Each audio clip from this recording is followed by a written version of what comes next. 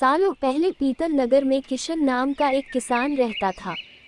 वह गांव के एक जमींदार के खेत पर काम करके किसी तरह अपना घर चला रहा था।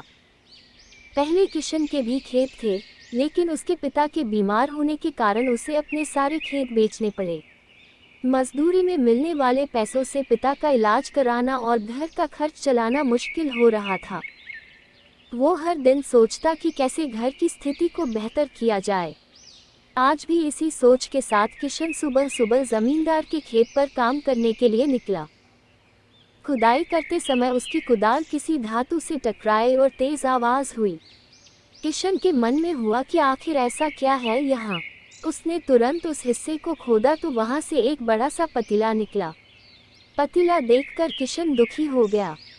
किशन के मन में हुआ कि ये जेवरात होते तो मेरे घर की हालत थोड़ी सुधर जाती। फिर किशन ने सोचा कि चलो अब खाना ही खा लेता हूँ। किशन ने खाना खाने के लिए अपने हाथ की कुदाल उस पतीले में फेंक दी और हाथ मुंह धोकर खाना खाने लगा। खाना खत्म करने के बाद किशन अपनी कुदाल उठाने के लिए उस पतीले के पास पहुंचा।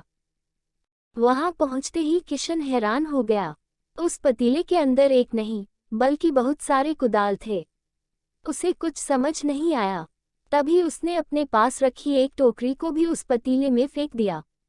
वो एक टोकरी भी पतीले के अंदर जाते ही बहुत सारी हो गई। ये सब देखकर किशन खुश हो गया और उस जादुई पतीले को अपने साथ घर लेकर चला आया। वो हर दिन उस बर्तन में अपने कुछ औजार डालता और जब वो ज्यादा हो जाते तब उन्हें बाजार जाकर बेच आता। ऐसा करते करते किशन के घर की हालत सुधरने लगी।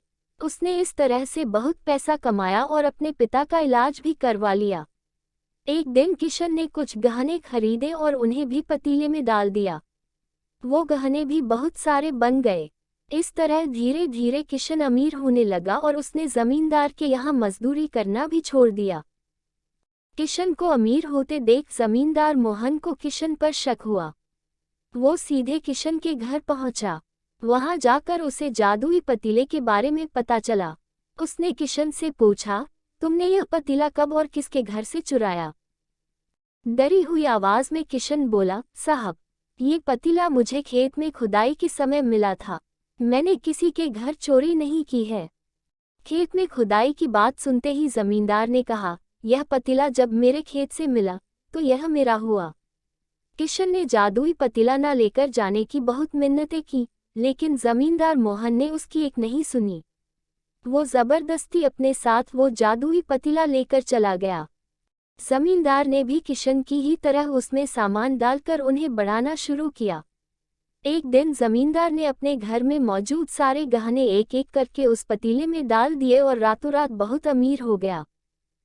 एकदम से जमींदार के अमीर होने की खबर पीतल नगर के राजा तक पहुंच गई। पता लगाने पर राजा को भी जादुई पतीले की जानकारी मिली। फिर क्या था, राजा ने तुरंत अपने लोगों को भेजकर जमींदार के यहाँ से वो पतीला राजमहल मंगवा लिया। राजमहल में उस जादुई पतीले के पहुंचते ही राजा ने अपने आसपास मौजूद सामान को उसमें डालना शुरू दिया। सामान को बढ़ता देखकर राजा दंग रह गया। होते होते आखिर में राजा खुद उस पतीले के अंदर चला गया। देखते ही देखते उस पतीले से बहुत सारे राजा निकल आए। पतीले से निकला हर राजा बोलता, मैं पीतल नगर का असली राजा हूँ, तुम्हें तो इस जादुई पतीले ने बनाया है। ऐसा होते होते सारे राजा आपस में लड़ने लगे और लड़कर मर गए। लड़ाई के दौरान वो जादुई पतीला भी टूट गया।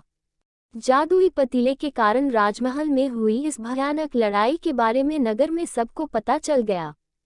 इस बात की जानकारी मिलते ही मजदूर किशन और जमींदार मोहन ने सोचा, अच्छा हुआ कि हमने उस जादुई पतीले का इस्तेमाल सही से किया। उस राजा ने अपनी मूर्खता के कारण अपनी जान ही खो दी। कहानी से सीख। जादुई पतीले की कहानी से दो सीख मिलती हैं।